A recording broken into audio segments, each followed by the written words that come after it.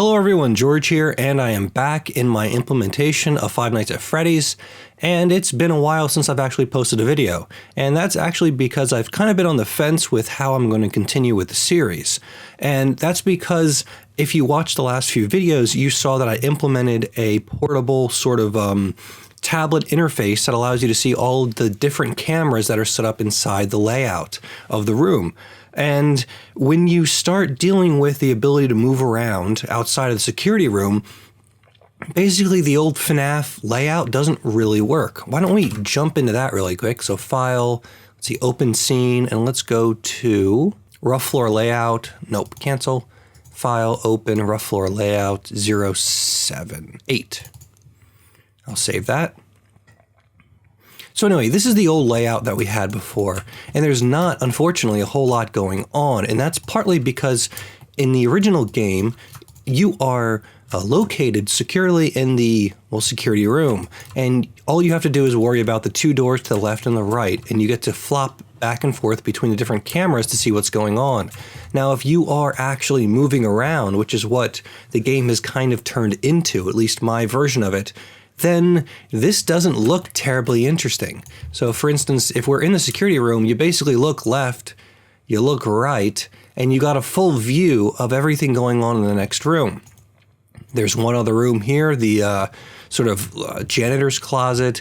There's this room over here, and that's it besides the lavatories and the, of course, kitchen. And there's not much room for you to navigate around and maybe get out of the way or hide if that's kind of the direction that I'm going in. And I think it really is. So let's go back to my previous version. So this is the new layout. And what I hope this layout is going to provide is the ability for the player to have lots of options for moving around, to try to get away from animatronics. So the security room is actually going to be right here, pretty much in the center of the entire building. The idea is that people come in through these double doors right here. There's a desk here where they, get their tickets, they get their pizza stuff, whatever it is that you get at a Chuck E. Cheese these days, that's where you do it. And then over here to the side are the lavatories for women and men. You'll notice I try to make it realistic. The women have more booths, the men have fewer of them, which means that there are going to be urinals right there. And then as soon as you go past that, you're actually in the arcade room, which is pretty popular in arcadey type things these days, is to have a giant room full of these video games. And each of them are represented by these boxes, so we're going to have to create individual arcade games for each.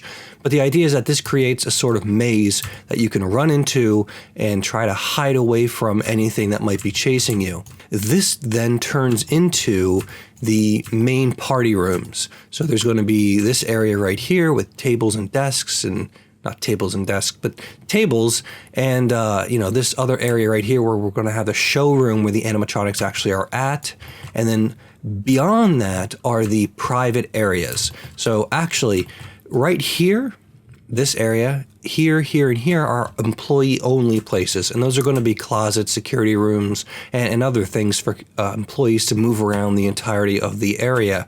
Back here is maintenance, as well as, a general place for people to kind of go and, what is it called?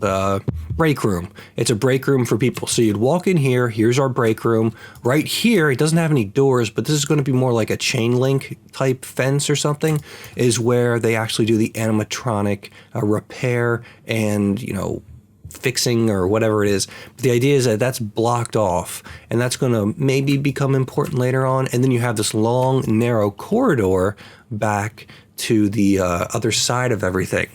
And it's a long, narrow corridor so that hopefully the player, as they come through and they start running through this, something might come and pop out and scare the living hell out of them at the end of the corridor, forcing them to run back all this way and figure out a different route.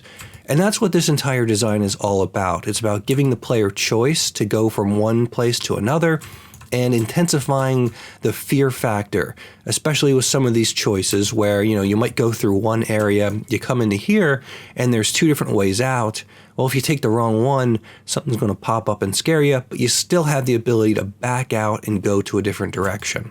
Now, this is not a long video. This is more or less just showing the preparation phase. I didn't want you to sit here and watch me extrude objects out and contemplate, you know, what this means overall for the level design. This is not tested yet, and it's very likely that I'm going to have to go in here and rip this whole thing up and change the layout so that it's more fun. And that's, unfortunately, a reality when you're developing a game, is you're going to have to throw away a lot of stuff if it doesn't turn out to work the way you want it to. But that being said, I hope you enjoyed this very brief update. I'm going to continue fleshing this out. I think I'm kind of done. Videos from here on out will actually be on creating the content or importing the content in from our last level and placing it inside of here so that we don't have as much work to do. So anyway, I hope you enjoyed the video. I will see you next time. So long, everyone, and goodbye.